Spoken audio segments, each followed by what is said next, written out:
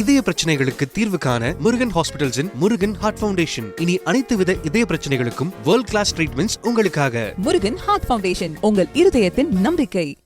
மக்களின் கோரிக்கைகளை செயல்படுத்தாமல் சர்வாதிகார போக்குடன் முதல்வர் மு.க.ஸ்டாலின் இருந்து வருவதாக எதிர்க்கட்சி துணைத் தலைவர் ஆர்.பி. உதயகுமார் விமர்சித்துள்ளார்.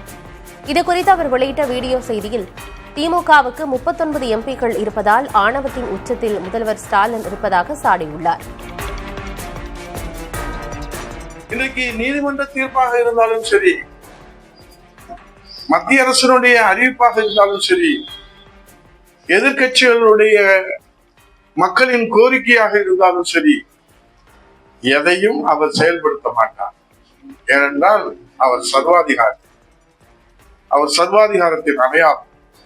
ஏனென்றால் 39 நாடாளுமன்றம் எங்களிடத்தில் இருக்கிறது, 3 தேர்தலில் நாங்கள் வெற்றி பெற்றிருக்கிறோம் என்கிற மமதை, ஆணவத்தின் உச்சத்தில்தான் 2026 தேர்தலை சந்திக்கிறார். இந்த 2026 தேர்தலிலே முதல்வராக அனுபவம் பெற்றவர்கள், எதிர்கட்சி தலைவராக அனுபவம் பெற்றவர்கள் 2 பேர், இன்னும் 2 பேர் சட்டமன்றத்திற்குள்ளே செல்லாதவர்கள் 2 பேர் களத்தில் நிற்பதாக சொல்லுகிறார். இதய பிரச்சனைகளுக்கு தீர்வு காண முருகன் ஹாஸ்பிடல்ஸின் முருகன் ஹார்ட் ஃபவுண்டேஷன். இனி அனைத்து வித இதய பிரச்சனைகளுக்கும் வேர்ல்ட் கிளாஸ் ட்ரீட்மெண்ட்ஸ் உங்களுக்காக. முருகன் ஹார்ட் ஃபவுண்டேஷன், உங்கள் இருதயத்தின் நம்பிக்கை.